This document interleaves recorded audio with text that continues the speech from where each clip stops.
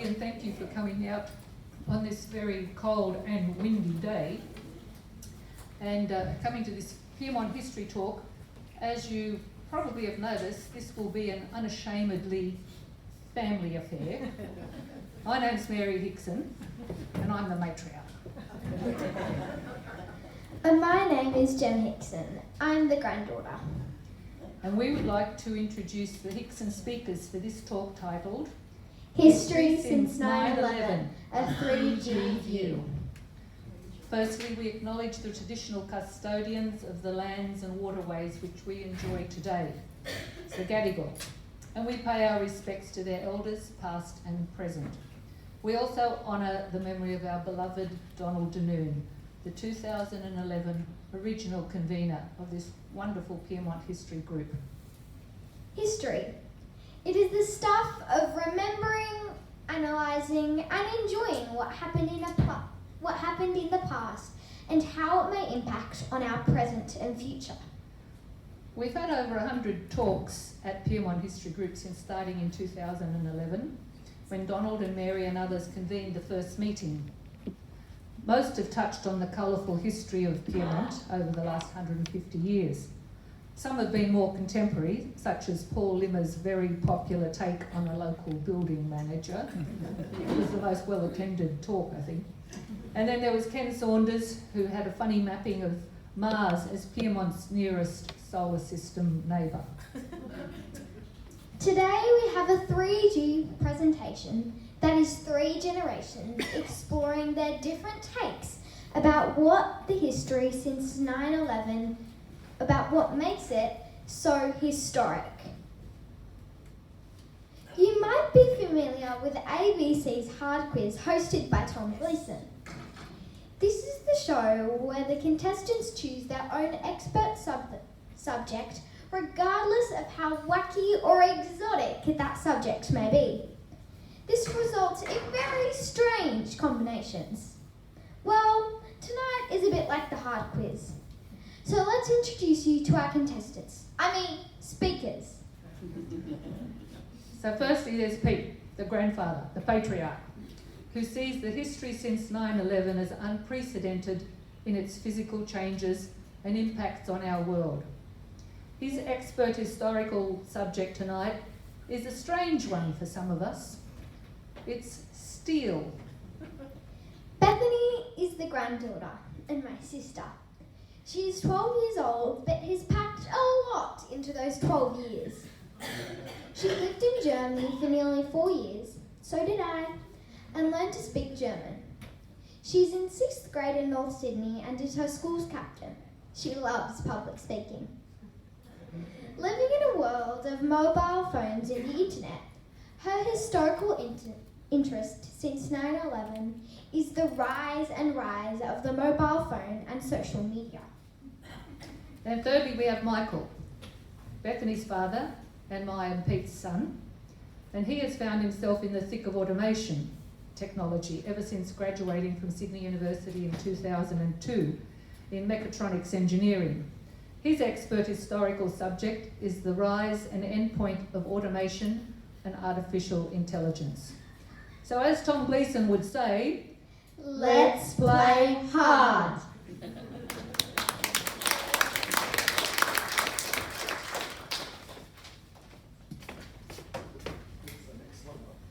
Well, thank you, Gemma and Grandnets, as we call the matriarch. I love history, and I certainly love coming to these Pyrmont history gatherings. And while these gatherings tend to look backwards, certainly over the last 100 years as a source of our history, and even last month we went back 2 centuries to talk about Governor Bligh, I've had a sort of sneaking feeling in my gut that maybe we're missing something, or maybe there's another area we can go in the Pyrmont History Group, and that is the last 20 years. And really, the question is the last 20 years, has it been really historic? And have we noticed? Now, history clearly is relative, where one sense of history and one sense of time really depends on the age of the observer. different generations see history differently. And so that's why I'm delighted that Bethany and Michael have joined me in this 3D presentation on the history of since 9/11. And when I was growing up in the 50s, that is a long time ago, Bethany, I remember my father used to talk often about the Great Depression. And he used to talk it in terms of like it happened yesterday and how tough it was. And he had this one image that I still remember. And he talked about the pile of bills that used to stack up. And a new bill had come in and it'd be put on the top of the pile. And when the money came in, they'd take a bill from the bottom and pay it. And so it was a pretty tough time. But I think we got fed these stories about how tough it was to sort of elicit possible gratitude from some of us children. Nevertheless, despite all of that, I had a sense that I was pretty irritated as a child. I think I was too scared or unable to articulate my frustrations. But if I could, it would have been something like, "Come on, Dad, get a life. It's a long time ago. Get over it." And now that I am older than my father ever was, I think I can understand where he was coming from. In the sense that in the 50s, the Great Depression, being only 20 years old for my dad, felt like yesterday. And so it is with me when I look back at 9/11. It feels like yesterday. So I better put the slide up. So here we are. We've got the history since 9/11. And last Wednesday was the 11th of September. In US parlance, that is 9/11. They always put the month first. So that's where this 9/11 comes from. And last Wednesday, it was 25 years since that terrible event. And I guess most of us in this room can remember it quite distinctly. We happened to be living at London at the time, and my daughter Anna here, we've done a pretty good job at branch stacking this afternoon, so forgive us. But my daughter Anna here was watching television. She yelled out, "Hey Mum, come and have a look at this. 2 planes had just flown into the Twin Towers in New York," which Dad happened to be in a month ago. And so that was our first impression and enduring memory of 9/11. And in a sense, it's become a prominent marker in our historical consciousness, just like the Great Depression was for my father. So, having said that, I look over to Bethany and she's probably saying, "What are you talking about, Grant Pete? Get over it. It's a long time ago. It was 10 years before I was born." So hence the sense that history is relative.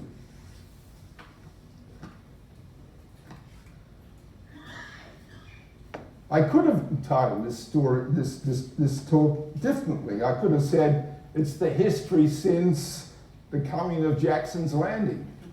And Donald would prefer that title because Donald always would like to see these Pyrmont history talks having a Pyrmont connection.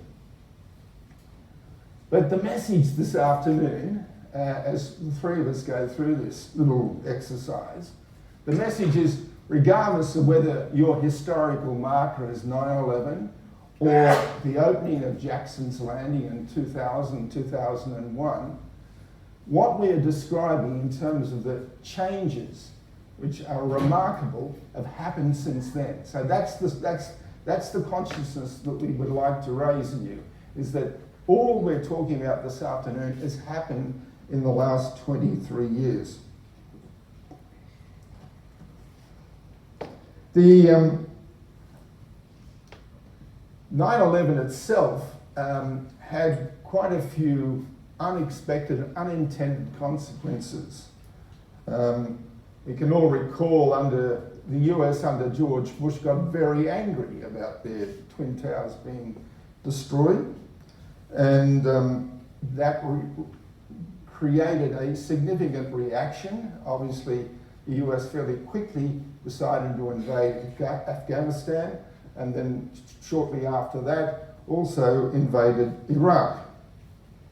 And that itself created a whole series of events that changed our political landscape pretty seriously over the last 20 years.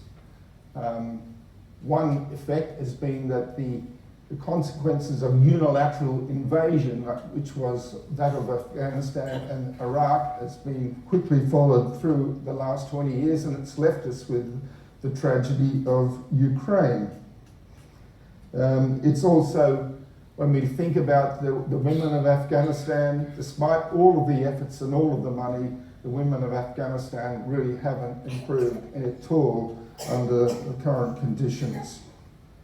And of course, the Middle East, as we all know, remains a powder keg. One of the really interesting consequences of this was that China, of all countries, was traumatized by the instability that came about through 9/11. Certainly the invasion of Iraq, the behavior of countries. China was coming into an environment where they'd had a pretty good 1990s. The growth was starting to look good. The social stability was good. And then the events of 9/11 really worried China. And they decided, the government there decided to act. They decided that they needed to stimulate their own economy, create more independence in their economy, particularly with the increased urbanisation of their country. And there goes one of the hecklers.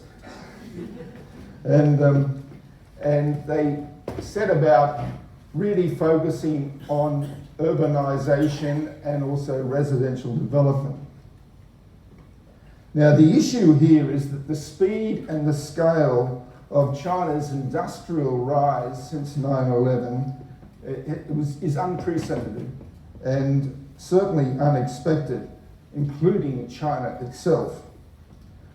We all know vaguely we all talk about how China's really changed and China's really big, and we know that when we go down to Bunnings, everything that we buy is made in China.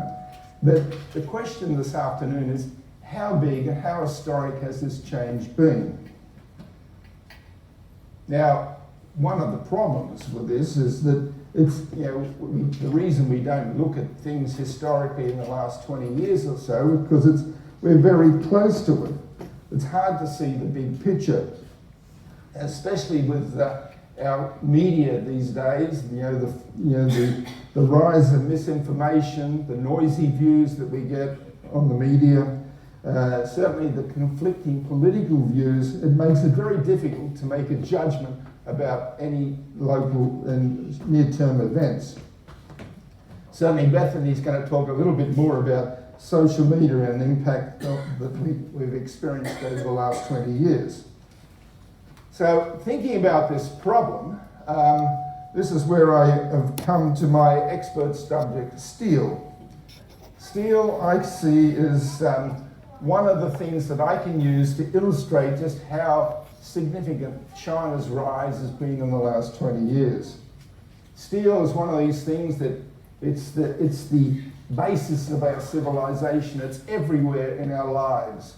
We see them certainly in all of the things that we buy, fridges, washing machines, houses, buildings. It's quite interesting the last couple of weeks, seeing here in Pyrmont the massive use of steel and the metro constructions and how quickly that's all gone up. And the fish markets themselves have also been a massive use of steel. So we are using steel in Pyrmont, and that's a sign of our prosperity here in Pyrmont.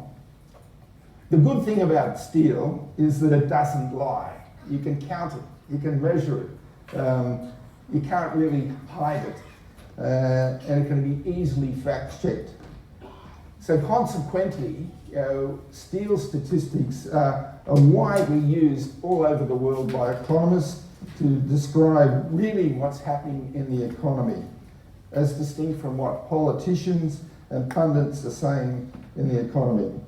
So just to talk about steel, really to illustrate the point about how useful steel is in describing historical contexts, I've looked at the last century in the eyes of steel. And I'm sorry to persecute you with all these graphs on a Sunday afternoon, but I couldn't think of any other way of making this point.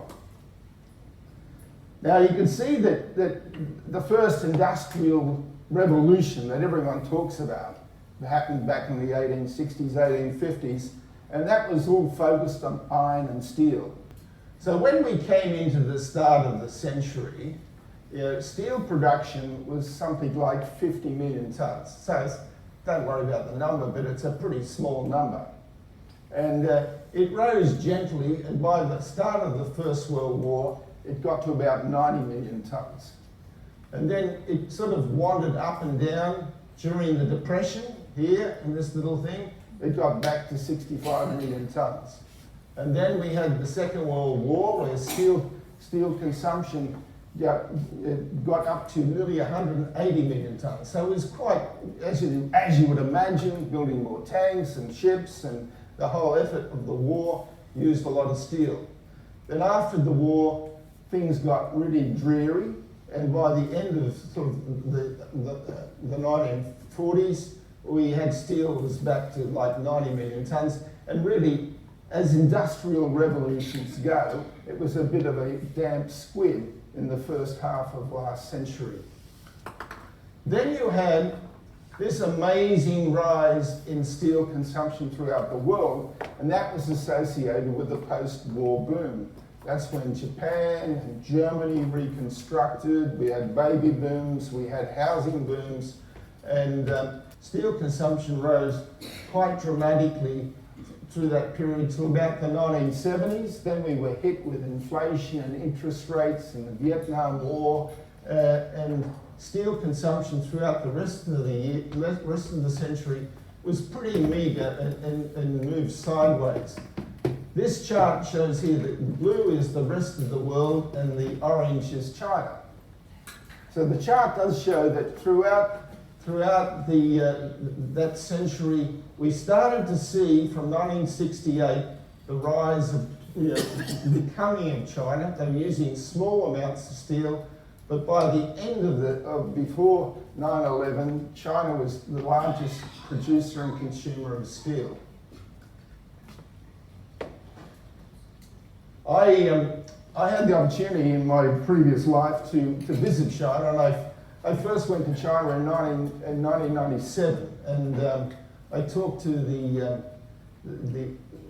steel producers and planners there, and they had a sense that at this stage that was probably as good as it's going to get for China. They thought that if they had 150 million tonnes of steel, that's probably what they'll need year in, year out. But as I mentioned, after 9/11, the dramatic changes in the government's expectation, and that was in a sense driven by the fact that China was such a large country, had 1.4 billion people, 1,450 million people in China. That's 50 times the population of Australia. There were 5 large cities like Shanghai, which is Shanghai here. This is actually a picture of Shanghai last year. All of these buildings were not there at 9/11. This, as we look out here in Shanghai, this is Pudong, and that was a rice field in 9/11's time. So China had all of these cities. They were building high rises. Most of the residential buildings were 30-story high, and they used a lot of steel. The question is, how much steel did they use, and how does that compare to what we saw in the 20th century? And this is the story. And this is in terms of trying to get a sense of the perspective. Here we have China, this orange part, and by the end of last year, China had doubled the world's steel consumption. So if you take steel as a measure of the essence of an economy, China is now twice as large in terms of its economic impact on the physical world as the rest of the world. So the chart here, still blue as the rest of the world. The rest of the world has risen mildly in terms of its steel consumption, but China has gone to this point. Now, that's my first point for this afternoon. The extent of the change since 9/11 is illustrated by China now doubling the world's steel production and consumption. And in terms of industrial revolutions, that is an industrial revolution we've never seen in our history. And this is in fact the real industrial revolution that's impacting our physical world. You might say, well, okay, it's all pretty esoteric, and how does that affect Piedmont here in 2024?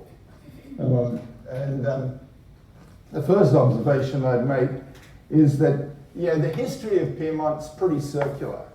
Back in 1900, Piedmont was the liveliest, densest part of Sydney. Sydney was the city of Australia, which was the second richest country in the world. And the origin of that wealth was mainly the exports that Australia produced in terms of minerals and wool and wheat, and of which Piedmont is very much a big part of.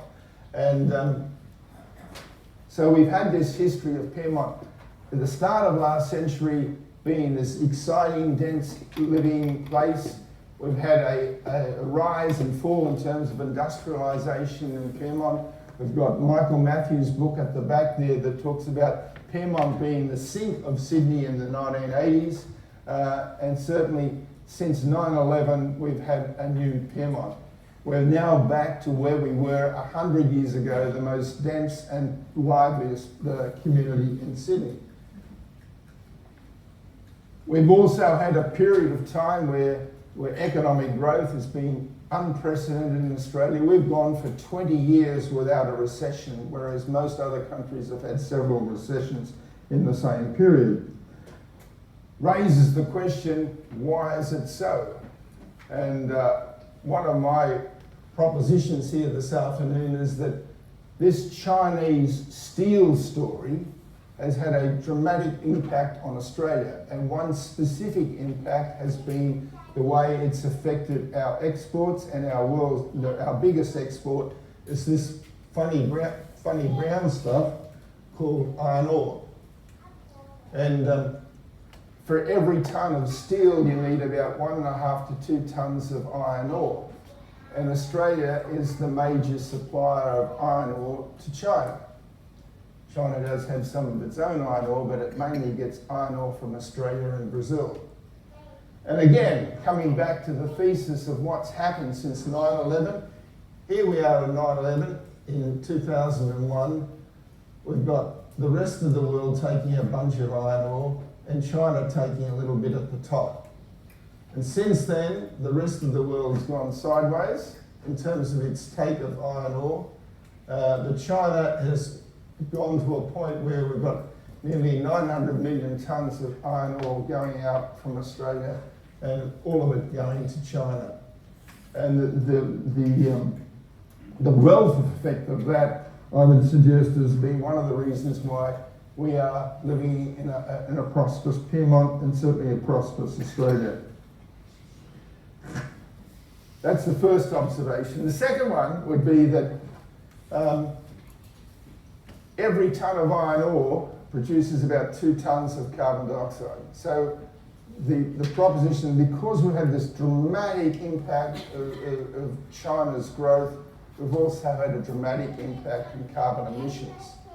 And we all talk about this in the news, and but again, it's the quantum of carbon dioxide that's gone into the atmosphere, which is the significant feature.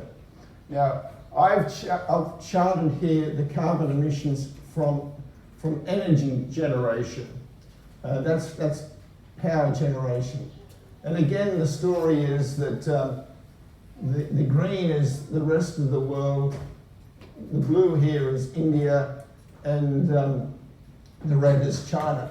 And again, in the last 20 years, since 9/11, we've had carbon emissions because of, in this particular case, energy, but it mirrors through other sectors.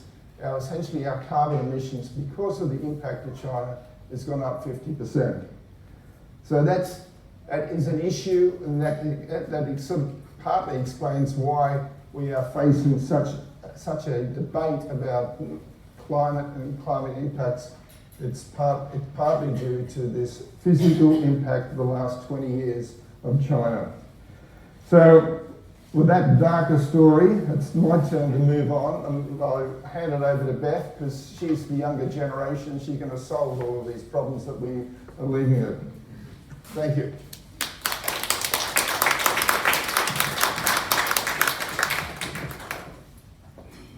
Hi, I'm Bethany, and I was born in 2012, which is halfway through the history since 9/11. Today, I'm going to be talking about how technology, particularly phones and social media, has changed since 9/11 and my experience of it. Technology since 9/11. I'm told by young Pete that a BlackBerry was a phone, not a fruit. In fact, it was the first ever smartphone that was released in 2002, just after 9/11. It was called Smart because it was the first mobile phone to access the internet. Before that, you needed a personal computer to access the internet. In June 2007, Steve Jobs, who was running Apple at the time, released the first Apple iPhone. When the iPhone came out, the BlackBerry sales slowly began to drop. At its peak, the BlackBerry was selling nearly 50 million phones per year and sold 250 million phones compared to the 2.3 billion iPhones sold. And by 2023, a total number of 17 billion smartphones sold all over the world. It wasn't just the numbers of the phones sold that were historic. It was also that each iPhone got increasingly smarter. So as you can see here, the orange line represents the BlackBerry and the blue line is the iPhone. And by 2011, the BlackBerry had started its descent and the iPhone just kept getting sold. iPhone 4 introduced games and FaceTime in 2010. iPhone 5 in 2012 included maps that could guide you in your car or on walks, and interactive maps could track your progress. iPhone 8, released in 2017, could translate languages and read your Face ID. iPhone 12 in 2020 could monitor your health. Every new model increased the computing power and storage. iPhone 15 Pro, released in 2023, has 100 times the computing capacity of 3 supercomputers of the 1990s. So, when it comes to smartphones since 9/11, there are 2 really historic outcomes. Number 1, the number of smartphones has exploded around the world, roughly 3 for every person. And number 2, smartphones are so much smarter. It is now like having a supercomputer in your hands. I'd like to offer one more graph before I move to my personal experience. The dramatic takeoff of the internet users since 9/11 can be seen in this chart and is mainly due to the number of smartphones. The total internet users in the world is close to 6 billion. That is up 10 times in 20 years. This chart shows how our world has become very networked. The historic change on the internet was not only the number of users, but the amount of data that was being stored. As you can see in this graph, the internet users keeps going up, and this was mainly because of the smartphones and how they have evolved. So, does this technological advancement make it better for us? My experience of technology. Last year, phones became a big part of my life. I was in year 5 at school, and many of my friends already had their own phone. I began to talk to my parents about maybe getting a phone, just putting the idea out there. Then, people in my grade started mainly communicating by phones, and I decided that I wanted my own phone. Understandably, my parents were very reluctant to their 11-year-old owning a phone, but I expressed to them that I was missing out. After a few months and a lot of discussion,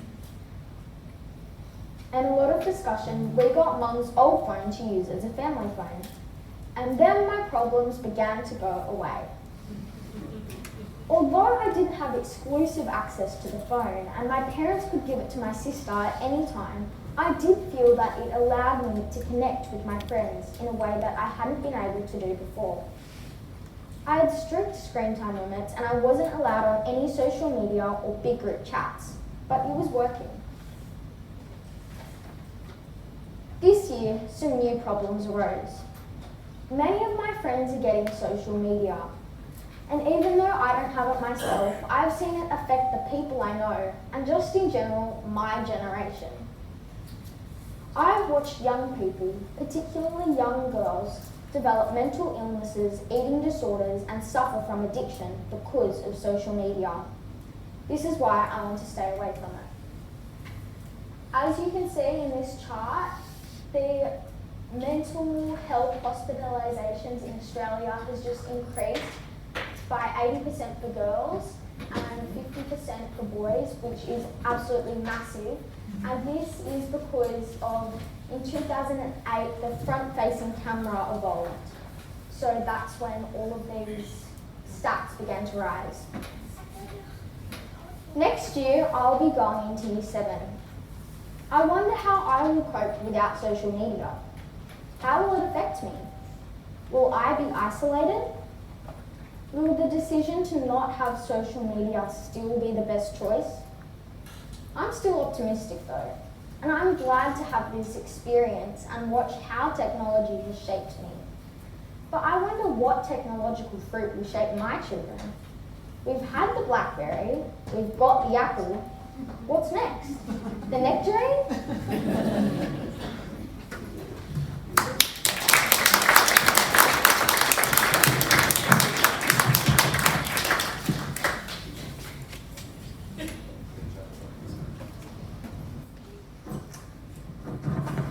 Thanks, Beth. Great job, and she's a tough act to follow. As Gemma said, my name's Michael, and my subject area is automation and robotics, something that I've been working with for the last 22 years. As Mum said, I graduated from University of Sydney with a mechatronics degree, which is a kind of degree that's a combination of software, electrical, and mechanical engineering. And I've spent all my professional career working in automation, robotics, and more recently, decarbonisation, mostly in the field of container ports in Australia and in Europe. Because from that background, you'd think that I'm pretty optimistic in terms of technology. But on the contrary, I've through my career, seen these twin problems of technology. Firstly, how difficult it can be to make these cutting-edge technologies work. For example, driverless vehicles. And secondly, we see this trend of the development of new technologies without really use cases that would support them. For example, blockchain, if you remember that. Robotics in particular has been a very difficult technology to make with a lot of incremental gains. Mostly, in my view, because of our underestimation in the skill and intelligence of the human operator, which robotics is trying to augment. Implementing cost-effective technology takes time, takes planning, and takes a lot of money, a lot of investment, which sometimes gets lost in the hype and the dash for cash. Nevertheless, there's a time of fast-moving change in technology, and specifically automation enabled by artificial intelligence. And it's my job today to round out this history since 9/11 by addressing the emerging technology of artificial intelligence, or AI, which is likely to dominate the history of the next 20 years like the smartphone and the internet has done in the last 20 years. Now for something different after all those charts.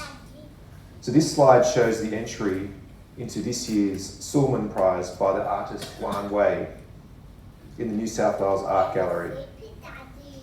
The painting asks the question, will ChatGPT change our world? The face represents an AI robot and attempts to depict a world of AI in which inorganic life has replaced organic life. And you can see in the background the arc of mankind over here, moving into space and searching for a new home. My first reaction when I saw this painting was one of skepticism. I felt that it described an outcome that was highly exaggerated and unlikely to occur. But after further consideration about AI and its most concrete application at the moment, this application called ChatGPT, I've started to change my tune. I think this technology does have indeed a high chance of being revolutionary, and I'll explain why. My niece is 22 years old, Bethany's cousin, and she's completing her university studies at ANU in Canberra. While I was chatting to her the other night, the topic turned to ChatGPT. She uses it for many things, she said: planning travel, generating ideas, proofreading, developing computer code, checking computer code. But the really interesting thing is what she said next. She said that the younger cohort of university students, those who are 18 and 19, they use it for absolutely everything. Bill Gates said he's seen only 2 demonstrations of truly revolutionary technology. The Windows operating system, obviously, which has made him the world's richest man.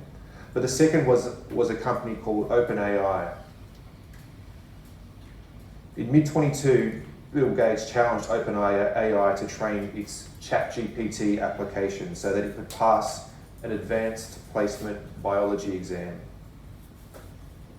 OpenAI finished the task in 2 months. Gates was expecting it to be years.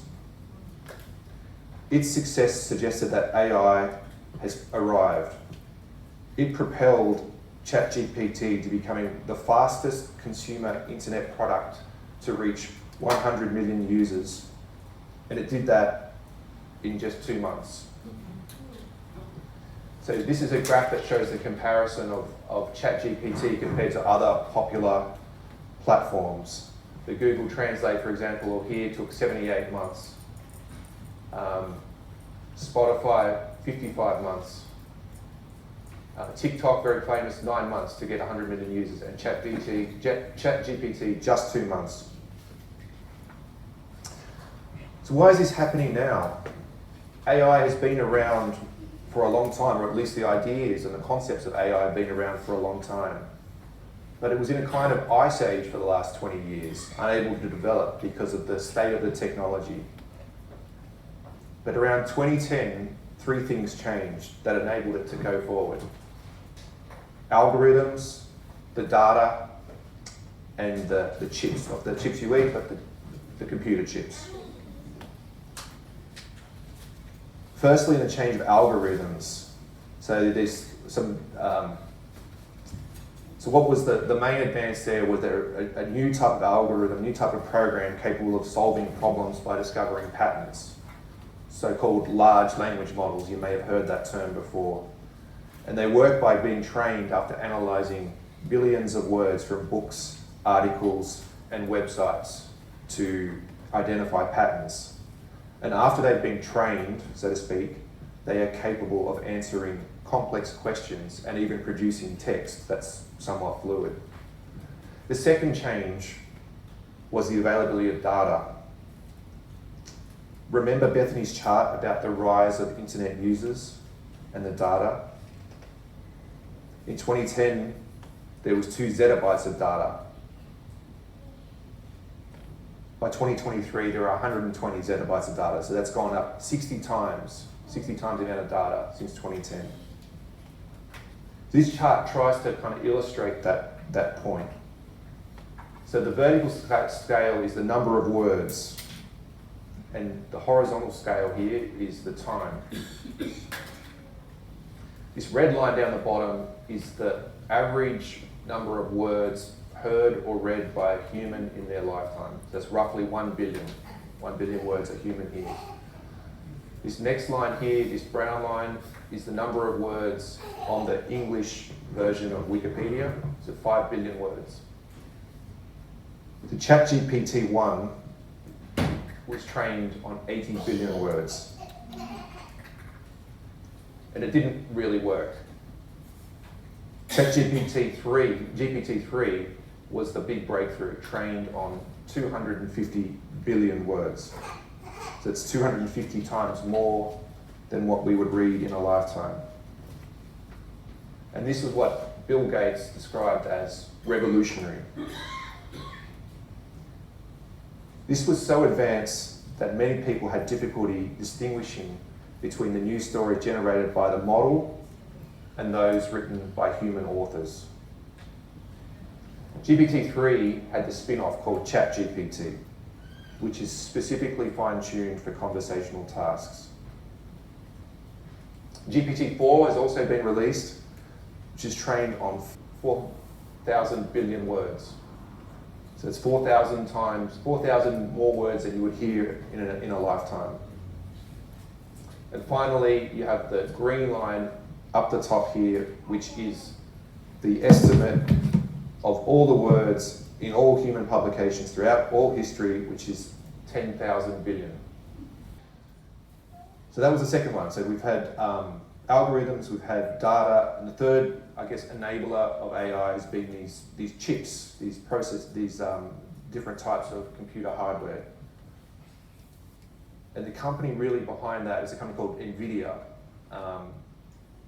So it's a US company, of course, which has a Taiwanese-American CEO. And the chips they make are called graphical processing units, or GPUs. NVIDIA is one of the only companies that can make these chips. And this company now is worth more than $3 trillion US, which is now the third largest company in the world behind Microsoft and Apple. It took Microsoft 25 years to go from 100 billion to 3,000 billion in market value. It took NVIDIA 5 years. And interestingly, NVIDIA's background is actually in computer games. So the GPUs that they use are used heavily to make the graphics in the modern games like Call of Duty. If you don't know, but your kids and grandkids probably play them. So it's really interesting that the video games industry is kind of an accidental step in the evolution of AI. There are many issues obviously confronting AI development. And the three that come to mind are the scale of the data, the computing power, and of course the electrical power, the energy needed to operate AI. So only the well-funded US big tech companies can really afford AI development. OpenAI spent $1 billion developing ChatGPT, and it costs nearly $1 million a day to operate. Universities and other institutions can't compete with that anymore. Many of the original AI developers are now saying we need to stop and assess the risks before rapid development of AI can continue. Geoffrey Hinton, one of the godfathers of AI, resigned from his job at Google so that he could speak more freely about the ethical challenges of AI. The two biggest that come to mind are jobs, the effect on jobs, obviously, and the flood of information that is potentially and often, unfortunately, full of untruth, and it's sometimes a form of propaganda. There's an open letter produced by 1,000 AI industry leaders pointing to the risks of around a loss of control of our civilization. It kind of takes us back to that Silman Prize entry asking the same question about AI. The other emerging issue is energy and power that is used to train and operate these models. GPUs, these graphical processing units, require a lot of power. ChatGPT handles 200 million queries a day, which consumes enough electricity that could supply some 23,000 US households. US data centers are projected to use 8% of total power in 2030. That's up from 3% in 2022. Even locally, we are seeing the effects of this in Pyrmont and Ultimo. So if you drive along Pyrmont Street, you'll notice a lot of works to enable new cabling.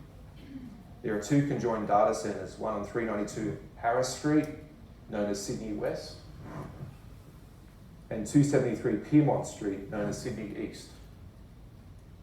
So they are being expanded and will add another 48 megawatts of power demand, taking them to a combined total of 90 megawatts of power.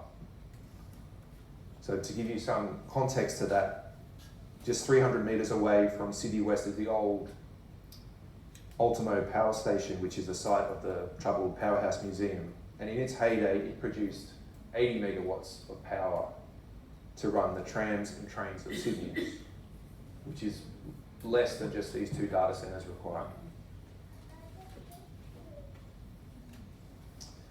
So with the myriad of social and economic and political impacts, governments are moving to put new guardrails on AI technology. EU has passed its AI Act, US is close behind with their AI Bill of Rights, and China is believed to be introducing something similar to the European model. But given the global political distractions, one wonders whether they'll be too little, too late. But not to an end on a negative note, the potential for AI, for economic growth, for improvements in all kinds of services, including medical and education, is truly historic. Despite the speed and capacity of AI, it must be said that the common conclusion from my niece and other users is that it cannot replace human intelligence, judgment, and deliberative thought.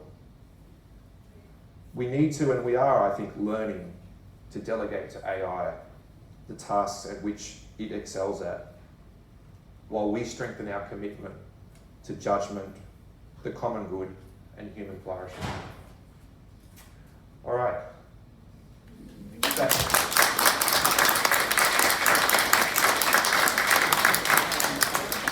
We get back to our compares.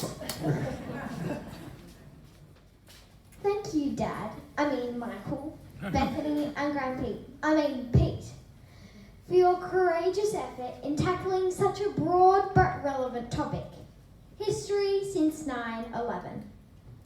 Well, I don't know about you, but that was all mind-boggling, and I'm sure there are some questions out there for our 3 speakers. So please, if you have a question, Gemma will come over to you with the microphone so that you can be heard. And our speakers will sit here and wait for your questions. Hi. Some years ago, Steve Jobs, Bill Gates, the late Brief History of Time, Stephen Hawking, and others called for a moratorium on AI development, and that didn't happen. And it's continuing on at an even faster rate. And one of the things that was inherent in your presentation, I think, is that manipulation of data is not the same as wisdom. A lot of my students, I'm a professor of law at Notre Dame University, and a lot of my students have tried to submit papers based on AI, and they lack depth. And if you ask AI a complicated question in philosophy, it cannot answer it. It doesn't know, it doesn't have the knowledge underlying the question. A good example of this is the distinction between values and virtues, which is a fairly sophisticated and difficult area that most people don't know anything about. And if you ask AI, with all that extraordinary data you referred to, it produces gobbledygook, and that's extraordinary. And I'd like your comment on that, because it seems to me that manipulation of data is not wisdom. And the speed of it, and the complexity of it, and the sheer amount of it is never going to substitute, as I think you hinted in your concluding comment, for a kind of deeper wisdom and knowledge. Would you comment on that?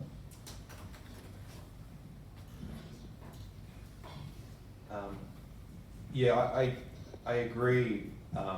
With the sentiment of your comment, and the intention I guess was to express a similar point of view.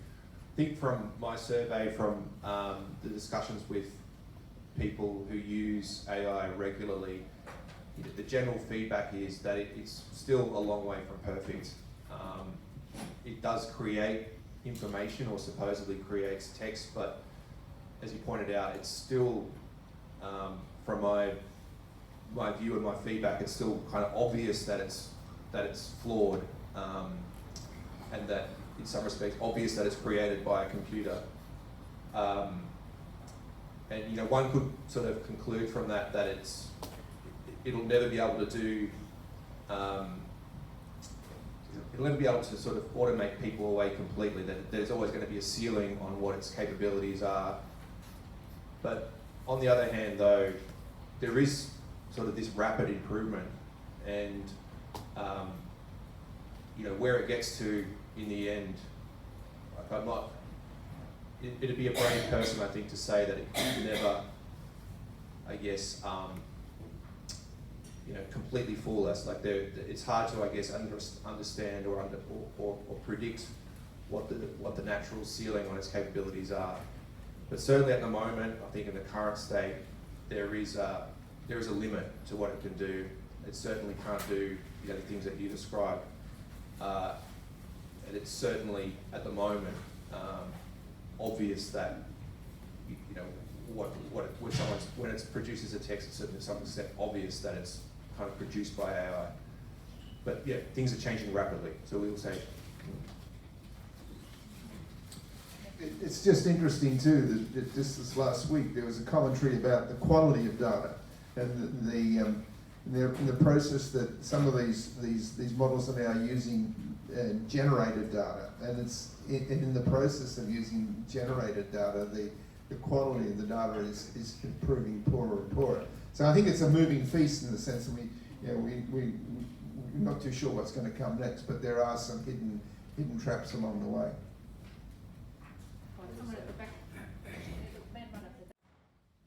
Hi, Michael. You mentioned AI with regard to driverless cars. With respect to technology being logarithmic in its cycle, what's your take on how long will be before driverless cars are the thing in that many countries around the world have already got them? How quickly will we get to the stage where that is the normal?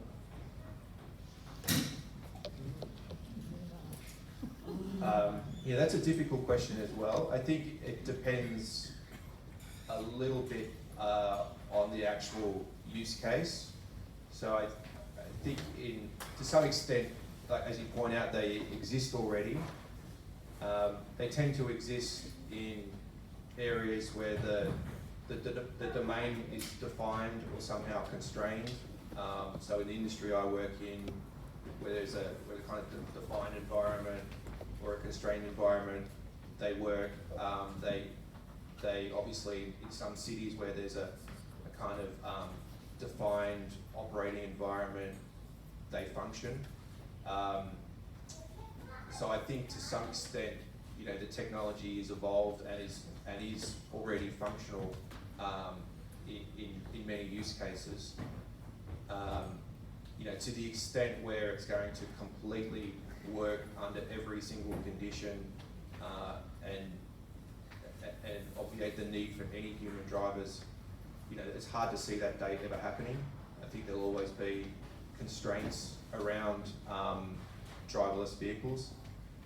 But like my dad was saying, it is a moving target, and to some extent it's the same as the previous question. It's a moving target, and it's hard to know what the ceiling is in terms of its usability.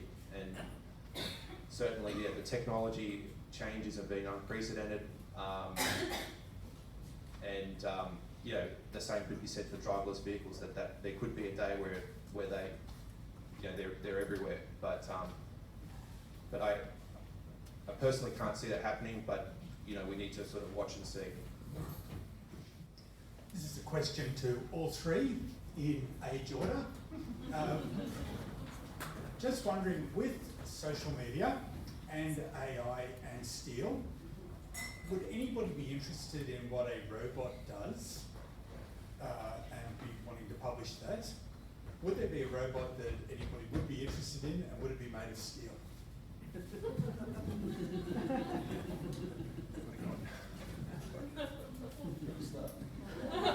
Start in any order.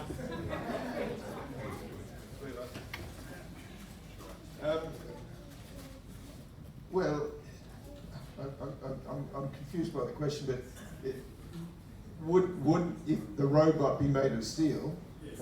In most cases, it is made of steel, and certainly a lot of these industries are now have robots working in them.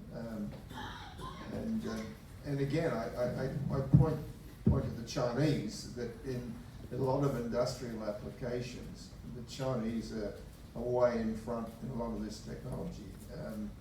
And I think that's one of the surprises over the last 20 years, is that we need to think differently about China in terms of its technological expertise, and not only that, its technological leadership.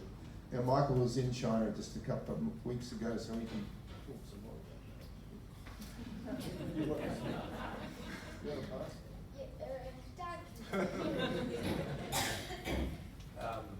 Yeah, I suppose just to add to that, I think absolutely, China is leading in many areas, many technological areas.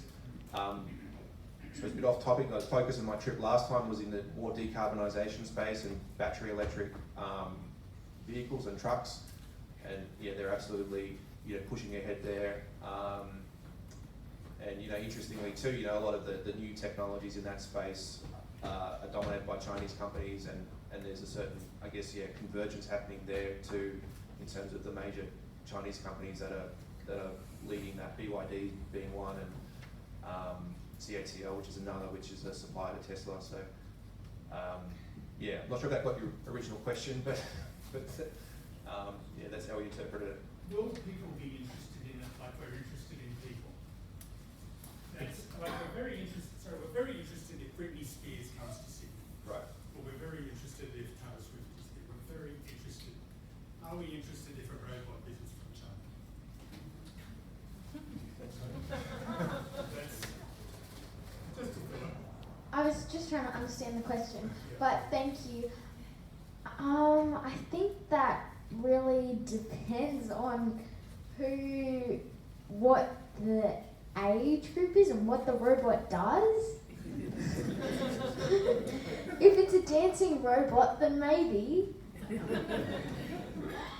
But yeah, I'm not quite sure. I think it's a good question, because I'm sorry this may have been a boring topic to some people, but I think my major message is that we don't talk about these sorts of issues enough. We talk about Britney Spears and what have you, but I think if we want to understand, we've got a lot of complex problems facing us, and I think one of the important fundamentals is that we have a clear understanding of what the causes are. And this is why we come back to history, because I think history teaches us to think about, well, that's happened, why did it happen? And to try and identify these major driving forces. And I guess the essence of, well, the main sort of objective of this afternoon is to sort of try and identify what are the big issues out there that have happened, and most of us have been oblivious to it. And I put it to you that I'm sure nobody in this room realises the extent of China's physical impact over the last 20 years, since 9/11. Thank you, Bob. Oh, there's Uncle Lam. Got to get Uncle Lam. That could be a very tough question. Michael, you mentioned the enormous use of power, and I wonder whether governments are giving the right amount of importance. We certainly don't hear about it here. And my question is the enormous use of power largely in creating the AI machine, or whatever you call it, or program, or is it in the use, if a local business buys it here in Australia, many businesses set up with AI, the question is, where's the power going to come from? Because if you look at the production of Bitcoin, that's already takes an enormous amount of power to mine a Bitcoin. So add that on to AI, I wonder about the need and the ability to provide enough power in the future.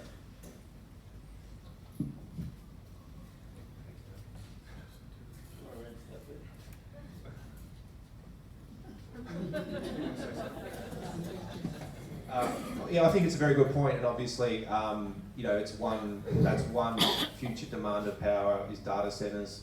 I understand it's the GPUs themselves that take a lot of power. They are running, you know, thousands and indeed millions of calculations in parallel. That requires a lot of power. There's a lot of heat, a lot of cooling required.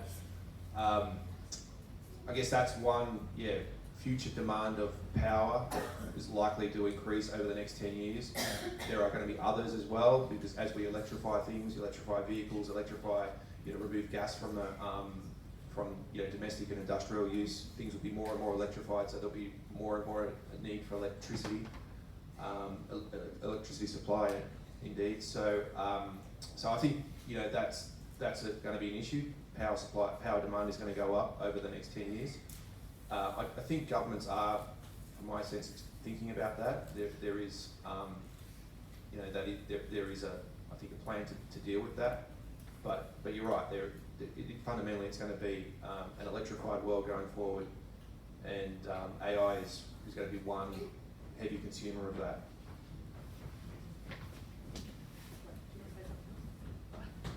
I'm trying to finish up here. Thanks for your question, mate. I just want to add one thing: is that our progress is random in lots of ways. In a sense, I try to make the point that the last 20 years in China is unprecedented and unexpected, and it's got to be that no one really realised that China was going to end up where it's ended up. And similarly with power, I don't think there's enough comprehensive thinking about we're doing all this stuff, but it's going to make dramatic impacts on power. And the question is, where's the power going to come from? And I think people are sort of playing catch up in a lot of these issues. Over to you, my friend. Right, I think we better stop there given the time. And so thank you, everyone. If you have some more questions of our three speakers, feel free to approach them afterwards.